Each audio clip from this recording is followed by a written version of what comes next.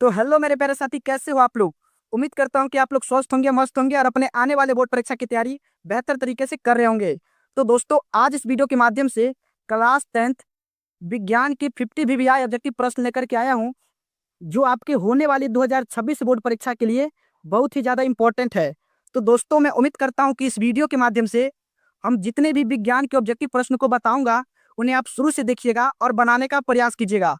और दोस्तों, अगर वीडियो आपको पसंद आए तो एक लाइक जरूर कीजिएगा, और अगर आप चैनल पर नए हैं तो चैनल को जरूर सब्सक्राइब कर लीजिए, क्योंकि दोस्तों इस चैनल के माध्यम से आपको हर रोज क्लास 10th का इंपॉर्टेंट क्वेश्चन मिलता रहेगा, जो आपके होने वाले 2026 बोर्ड परीक्षा के लिए बहुत ही ज़्यादा इंपॉर्टेंट होगा। तो चलिए दोस्तों, बिना देरी किए हुए हम लोग शुरू करते हैं।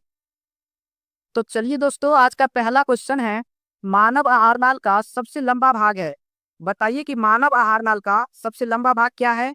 तो मानव आहार नाल का सबसे लंबा भाग छोटी आंत है, यानी इसका सही जवाब ऑप्शन नंबर डी है।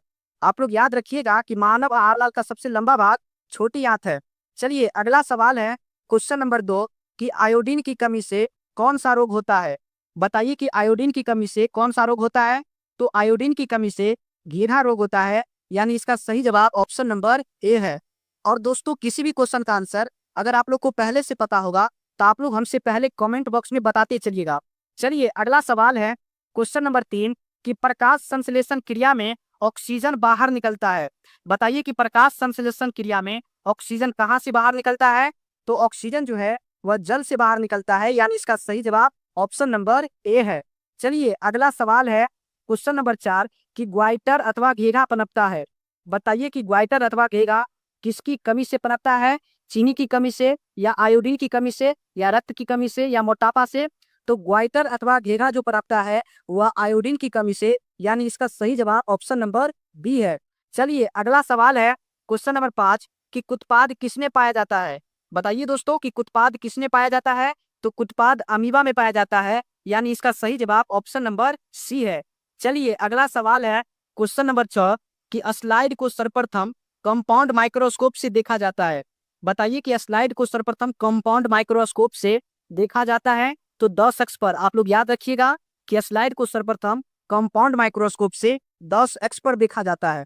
चलिए अगला सवाल है, क्वेश्चन नंबर 7, कि ग्लूकोज के एक अणु में ऑक्सीजन के कितने परमाणु होते हैं। बताइए कि ग्लूकोज के एक अणु में ऑक्सीजन के कितने परमाणु होते हैं। तो आप लोग ग्लूकोज का फॉर्मूला पढ़े होंगे, C6H12 और O6। आप लोग पढ़े होंगे कि ग्लूकोज का फॉर्मूला C6H12 और O6। तो बताइए कि ग्लूकोज के एक अणु में ऑक्सीजन के कितने परमाणु है। बताइए ऑक्सीजन यहाँ पर कितना है, ऑक्सीजन का परमाणु। तो ऑक्सीजन का परमाणु यहाँ पर 6 है, यानी इसका सही जवाब ऑप्शन नंबर बी है।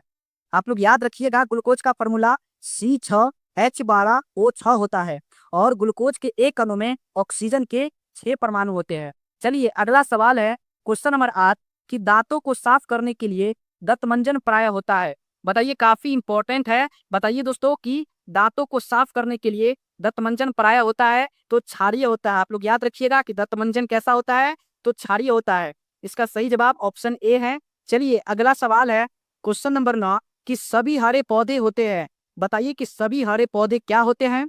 तो सभी हरे पौधे स्वपोषी होते हैं, यानी इसका सही जवाब ऑप्शन नंबर ए है। चलिए अगला सवाल है, क्वेश्चन नंबर 10, कि निम्नलिखित में से कौन एक उभयलिंगी जंतु है। बताइए दोस्तों कि इनमें से कौन उभयलिंगी जंतु है। तो उभयलिंगी जंतु केचुआ है, यानी इसका सही जवाब ऑप्शन नंबर ए है।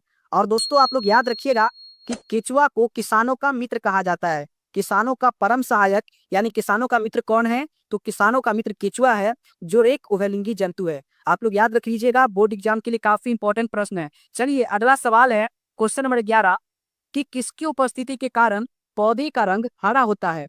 बताइए कि किसकी उपस्थिति के कारण पौधे का रंग हरा होता है। तो क्लोरोफिल के कारण, पत्ते में क्लोरोफिल मौजूद होते हैं, उसी के कारण पौधे का रंग क्या होता है, तो हरा होता है। चलिए अगला सवाल है, क्वेश्चन नंबर 12, कि हाइड्रा में क्या पाया जाता है। बताइए दोस्तों कि हाइड्रा में क्या पाया जाता है। तो हाइड्रा में पाया जाता है स्पर्शक, है ना। हाइड्रा में क्या पाया जाता है, तो हाइड्रा में स्पर्शक पाया जाता है, यानी इसका राइट आंसर डी है। चलिए अगला सवाल है, क्वेश्चन नंबर 13, कि अमीबा में अधिकांश पोषण कैसा होता है। बताइए कि अमीबा में अधिकांश पोषण कैसा होता है। ऑप्शन ए शाकाहारी, ऑप्शन बी अंतर्ग्रहण, ऑप्शन सी सर्वाहारी या ऑप्शन डी स्वकोशी। तो अमीबा में अधिकांशतः पोषण अंतर्ग्रहण होता है, यानी इसका right answer option number B है। चलिए अगला सवाल है क्वेश्चन नंबर 14 कि प्रकाश संश्लेषण की क्रिया होती है। बताइए कि प्रकाश संश्लेषण की क्रिया होती है कवक में या जंतु में या हरे पौधों में या परजीवी में। तो प्रकाश संश्लेषण की क्रिया होती है हरे पौधों में, यानी इसका सही जवाब ऑप्शन नंबर सी है। दोस्तों सारे के सारे इंपॉर्टेंट प्रश्न है, तो आप लोग याद करते चलिएगा। चलिए अगला सवाल है क्वेश्चन नंबर 15 कि दांत की सबसे ऊपरी परत है। बताइए कि दांत की सबसे ऊपरी परत क्या है। तो दांत की सबसे ऊपरी परत को इनामेल कहते हैं, यानी इसका सही जवाब ऑप्शन नंबर डी है। चलिए अगला सवाल है क्वेश्चन नंबर 16 कि मैग्नीशियम पाया जाता है। बताइए कि मैग्नीशियम धातु कहाँ पाया जाता है। तो मैग्नीशियम पाया जाता है क्लोरोफिल में। याद कीजिएगा कि मैग्नीशियम कहाँ पाया जाता है, तो क्लोरोफिल में मैग्नीशियम पाया जाता है। चलिए अगला सवाल है क्वेश्चन नंबर 17 कि स्वपोषी पोषण के लिए आवश्यक है। बताइए कि स्वपोषी पोषण के लिए क्या क्या आवश्यक है। तो स्वपोषी पोषण के लिए पर्णहरित भी जरूरत है, सूर्य का प्रकाश का भी जरूरत है, और कार्बन डाइऑक्साइड का भी जरूरत है, और साथ में जल का भी जरूरत है। तो इसका जो सही जवाब हो जाएगा ऑप्शन नंबर डी हो जाएगा, इनमें से सभी। आप लोग याद रखिएगा कि स्वपोषी पोषण के लिए पर्णहरित की भी आवश्यकता होती है, सूर्य का प्रकाश का भी आवश्यकता होती है, और कार्बन डाइऑक्साइड तथा जल की भी आवश्यकता होती है, यानी इसका राइट आंसर डी है, इनमें से सभी।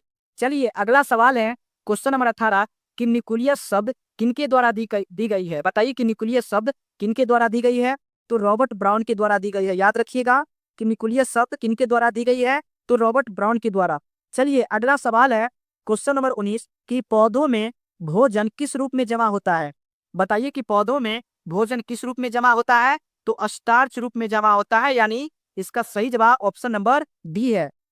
चलिए अगला सवाल है क्वेश्चन नंबर 20 कि पौधों और पशुओं की कोशिकाओं का वैज्ञानिक अध्ययन क्या कहलाता है। बताइए कि पौधों और पशुओं की कोशिकाओं का वैज्ञानिक अध्ययन क्या कहलाता है। तो कोशिका विज्ञान कहलाता है, यानी इसका सही जवाब ऑप्शन नंबर बी है। दोस्तों आप लोग याद रखिएगा कि पौधों और पशुओं की कोशिकाओं का वैज्ञानिक अध्ययन कोशिका विज्ञान कहलाता है। चलिए अगला सवाल है क्वेश्चन नंबर 21 कि मुख गुहा में आहार का कौन सा भाग पाचन होता है। बताइए कि मुख गुहा में आहार का कौन सा भाग पाचन होता है। तो कार्बोहाइड्रेट, इसका राइट आंसर बी है। मुख गुहा में आहार का कौन सा भाग पाचन होता है, तो कार्बोहाइड्रेट।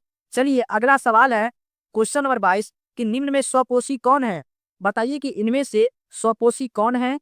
बताइए आप लोग कि इनमें से स्वपोषी कौन है। तो स्वपोषी जो है वह हरे पौधे हैं। आप लोग याद रखिएगा कि इन चारों ऑप्शंस में से स्वपोषी कौन है, तो हरे पौधे हैं।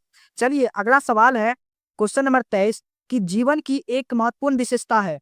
बताइए कि जीवन की एक महत्वपूर्ण विशेषता क्या है। तो जीवन की एक महत्वपूर्ण विशेषता वृद्धि है, यानी इसका right answer option number B हो जाएगा। चलिए अगला सवाल है क्वेश्चन नंबर 24 कि स्वपोषी पोषण होता है। बताइए कि स्वपोषी पोषण होता है पौधों में या कवक में या कुछ प्रोटिस्टा और प्रोकैरियोट्स में, या ए और सी दोनों। तो आप लोग याद रखिएगा कि स्वपोषी पोषण होता है पौधों में और कुछ प्रोटिस्टा और प्रोकैरियोट्स में, यानी इसका राइट आंसर जो है वो ऑप्शन नंबर डी है, ए और सी दोनों। आप लोग याद रखिएगा कि स्वपोषी पोषण होता है पौधों में और कुछ प्रोटिस्टा और प्रोकैरियोट्स में। चलिए अगला सवाल है क्वेश्चन नंबर 25 कि ग्रहणी भाग है। बताइए कि ग्रहणी किसका भाग है। तो ग्रहणी जो भाग है वह छोटी आंत का भाग है, यानी इसका सही जवाब ऑप्शन नंबर बी है। तो दोस्तों इस वीडियो के माध्यम से हम 25 ऑब्जेक्टिव प्रश्न को कर चुके हैं। तो आप लोग बताइए कि यह 25 ऑब्जेक्टिव प्रश्न में से अभी तक आप लोग कितना प्रश्न को सही कर पाए हैं। अपने से आप लोग कितना प्रश्न को सही कर पाए अभी तक, 25 में से आप लोग कितना प्रश्न सही कर पाए, आप लोग कमेंट करके बताइए। और दोस्तों अगर वीडियो को आप लोग लाइक नहीं किए हैं तो एक लाइक कर दीजिए। चलिए अगला सवाल है क्वेश्चन नंबर 26 कि प्रकाश संश्लेषण होता है। बताइए कि प्रकाश संश्लेषण कब होता है, दिन में या रात में, या दिन और रात दोनों में। तो प्रकाश संश्लेषण जो होता है वह दिन में होता है, यानी इसका सही जवाब ऑप्शन नंबर ए है। चलिए अगला सवाल है क्वेश्चन नंबर 27 कि मृतोपजीवी का उदाहरण है। बताइए कि मृतोपजीवी का उदाहरण कौन सा है, इनमें से अमीबा है या गोबर छत्ता है या उरोड है कि अमरबेल है। तो मृतोपजीवी का उदाहरण जो है वह गोबर छत्ता है, यानी इसका सही जवाब ऑप्शन नंबर बी है। चलिए अगला सवाल है क्वेश्चन नंबर 28 कि पौधों में प्रकाश संश्लेषण का स्थान है। बताइए कि पौधों में प्रकाश संश्लेषण का स्थान कौन सा है। तो क्लोरोप्लास्ट। आप लोग याद रखिएगा कि पौधों में प्रकाश संश्लेषण का स्थान है क्लोरोप्लास्ट। चलिए अगला सवाल है क्वेश्चन नंबर 29 कि भोजन का पचना, बताइए कि भोजन का पचना किस प्रकार की अभिक्रिया है। बताइए कि भोजन का पचना किस प्रकार की अभिक्रिया है। तो भोजन का पचना एक उपचयन अभिक्रिया है, यानी इसका सही जवाब ऑप्शन नंबर सी है। काफी इंपॉर्टेंट प्रश्न है, तो आप लोग याद रखिएगा कि भोजन का पचना किस प्रकार की अभिक्रिया है, तो उपचयन अभिक्रिया है। चलिए अगला सवाल है क्वेश्चन नंबर 30 कि एक वयस्क मनुष्य के कितने दांत होते हैं। बताइए कि एक वयस्क मनुष्य के कितने दांत होते हैं।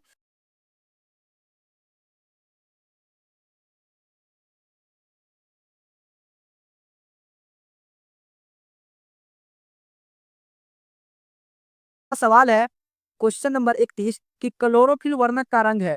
बताइए कि क्लोरोफिल वर्णक का रंग क्या होता है। तो इस क्वेश्चन का आंसर आप लोग हमें कमेंट बॉक्स में लिखकर बताइएगा। मैं उम्मीद करता हूं कि इस क्वेश्चन का आंसर आप लोग को पता होगा। तो क्वेश्चन नंबर 31 का आंसर जो है आप लोग हमें कमेंट बॉक्स में लिखकर जरूर बताइएगा कि इसका सही जवाब क्या है। चलिए अगला सवाल है क्वेश्चन नंबर 32 कि कवक में पोषण की कौन सी विधि पाई जाती है। बताइए कि कवक में पोषण की कौन सी विधि है। तो कवक में पोषण की कौन सी विधि है, तो मृतजीवी है, यानी इसका सही जवाब ऑप्शन नंबर ए है। चलिए अगला सवाल है क्वेश्चन नंबर 33 कि पित्तरस कहाँ से स्रावित होता है। बताइए कि पित्तरस कहाँ से स्रावित होता है। तो पित्तरस यकृत से स्रावित होता है, यानी इसका सही जवाब ऑप्शन नंबर ए है। चलिए अगला सवाल है क्वेश्चन नंबर 34 कि गोबर छत्ता है। बताइए कि गोबर छत्ता क्या है। तो गोबर छत्ता एक मृतजीवी है। आप लोग याद रखिएगा कि गोबर छत्ता जो है वह एक मृत जीवी है। चलिए अगला सवाल है क्वेश्चन नंबर 35 कि दूध से दही बनने में निम्नांकित में कौन सी क्रिया अभिक्रिया होती है। बताइए कि दूध से दही बनने में निम्नांकित में से कौन सी अभिक्रिया होती है। तो किण्वन की अभिक्रिया होती है, यानी इसका सही जवाब ऑप्शन नंबर बी है। चलिए अगला सवाल है क्वेश्चन नंबर 36 कि दांत का कठोरतम भाग है। बताइए कि दांत का कठोरतम भाग क्या है। तो दांत का कठोरतम भाग इनामेल है, यानी इसका सही जवाब ऑप्शन नंबर बी है। चलिए अगला सवाल है क्वेश्चन नंबर 37 कि निम्नलिखित में से किसे रंध्र के छिद्र घिरे रहते हैं। बताइए कि निम्नलिखित में से किस से रंध्र के छिद्र घिरे रहते हैं। तो गाढ़ कोशिका से। आप लोग याद रखिएगा कि निम्नलिखित में से किससे रंध्र के छिद्र घिरे रहते हैं, तो गाढ़ कोशिका से। इसका सही जवाब ऑप्शन नंबर बी है। चलिए अगला सवाल है क्वेश्चन नंबर 38 कि निम्न में से किस रंग की प्रकाश किरण प्रकाश संश्लेषण के लिए सबसे ज्यादा प्रभावी है। तो बताइए कि सबसे ज्यादा प्रभावी रंग कौन सा है। तो लाल रंग है, यानी इसका सही जवाब ऑप्शन नंबर डी है। चलिए अगला सवाल है क्वेश्चन नंबर 39 कि मछली का श्वसनांग है। बताइए कि मछली का श्वसनांग क्या है। तो मछली का श्वसनांग गिल्स है, यानी इसका सही जवाब ऑप्शन नंबर बी है। और दोस्तों आप लोग कमेंट में लिखकर बताइए कि मानव का श्वसनांग क्या है। आप लोग कमेंट में लिखकर बताइए कि मानव का श्वसनांग क्या है। मानव का श्वसनांग क्या है, आप लोग कमेंट में जरूर लिखकर बताइए। चलिए अगला सवाल है क्वेश्चन नंबर 40 कि कौन सी बीमारी श्वसन तंत्र से संबंधित है। बताइए कि कौन सी बीमारी श्वसन तंत्र से संबंधित है। तो निमोनिया। आप लोग याद रखिएगा कि निमोनिया जो है वह श्वसन तंत्र से संबंधित है। चलिए अगला सवाल है क्वेश्चन नंबर 41 कि एटीपी का विस्तारित रूप है। बताइए कि एटीपी का विस्तारित रूप क्या है। तो एटीपी का जो विस्तारित रूप है वह एडिनोसिन ट्राइफॉस्फेट होता है। आप लोग याद रखिएगा कि एटीपी का विस्तारित रूप एडिनोसिन ट्राइफॉस्फेट होता है। चलिए अगला सवाल है क्वेश्चन नंबर 42 कि मानव हृदय का औसत प्रकुंचन दाब है लगभग। बताइए कि मानव हृदय का औसत प्रकुंचन दाब लगभग कितना होता है। तो 120 mmHg। आप लोग याद रखिएगा कि मानव हृदय का औसत प्रकुंचन दाब लगभग कितना होता है। तो 120 mmHg। चलिए अगला सवाल है क्वेश्चन नंबर 43 कि पौधों में वाष्पोत्सर्जन किस भाग में होता है। बताइए कि पौधों में वाष्पोत्सर्जन किस भाग में होता है। तो पत्ता में होता है, यानी इसका right answer option number C है। चलिए अगला सवाल है क्वेश्चन नंबर 44 कि खुला परिसंचन तंत्र किसमें पाया जाता है। बताइए कि खुला परिसंचन तंत्र किसमें पाया जाता है। तो कॉकरोच में पाया जाता है, यानी इसका सही जवाब ऑप्शन नंबर बी है।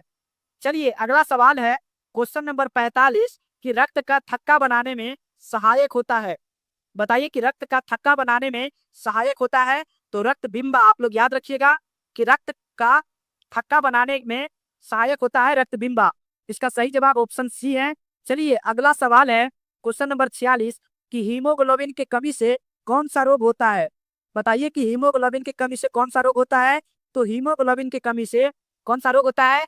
तो एनीमिया रोग होता है, यानी इसका सही जवाब ऑप्शन नंबर सी है। चलिए अगला सवाल है क्वेश्चन नंबर 47 कि ऑक्सीजन का वाहक कौन है। बताइए कि ऑक्सीजन का वाहक कौन है। तो ऑक्सीजन का वाहक आरबीसी है, यानी इसका सही जवाब ऑप्शन नंबर सी है। चलिए अगला सवाल है क्वेश्चन नंबर 48 कि मानव हृदय में कितने कोष्ठ होते हैं। बताइए कि मानव हृदय में कितने कोष्ठ होते हैं। तो मानव हृदय में 4 कोष्ठ होते हैं, यानी इसका सही जवाब ऑप्शन नंबर डी है। और दोस्तों आप लोग हमें कमेंट बॉक्स में लिखकर बताइए कि मछली के हृदय में कोष्ठों की संख्या कितनी है। आप लोग हमें कमेंट बॉक्स में लिखकर बताइए कि मछली के हृदय में कोष्ठों की संख्या कितनी है। चलिए अगला सवाल है क्वेश्चन नंबर 49 कि इनमें से किसके उपस्थिति के कारण रक्त लाल दिखाई देता है। बताइए कि इनमें से किसके उपस्थिति के कारण रक्त जो है वह लाल दिखाई देता है। तो हीमोग्लोबिन आप लोग याद रखिएगा कि इनमें से किसके उपस्थिति के कारण रक्त लाल दिखाई देता है। तो हीमोग्लोबिन के कमी के कारण जो है हीमोग्लोबिन की उपस्थिति के कारण जो है रक्त लाल दिखाई देता है। चलिए अगला सवाल है क्वेश्चन नंबर 50 कि लसिका का रंग होता है। बताइए कि लसिका का रंग कैसा होता है। तो लसिका का रंग हल्का पीला होता है, यानी इसका सही जवाब ऑप्शन नंबर डी है। तो दोस्तों इस वीडियो के माध्यम से हम पूरे के पूरे विज्ञान के 50 ऑब्जेक्टिव प्रश्न को कंप्लीट कर दिए हैं। तो आप लोग बताइए कि यह 50 ऑब्जेक्टिव प्रश्न में से आप लोग कितना प्रश्न खुद से सही कर पाए। आप लोग हमें कमेंट बॉक्स में जरूर लिखकर बताइए कि यह 50 ऑब्जेक्टिव प्रश्न में से आप लोग कितना प्रश्न सही कर पाए। और दोस्तों अगर वीडियो आपको अच्छा लगा है तो एक लाइक जरूर कीजिए, और अगर आप चैनल पे नए हैं तो चैनल को जरूर सब्सक्राइब कर लीजिए।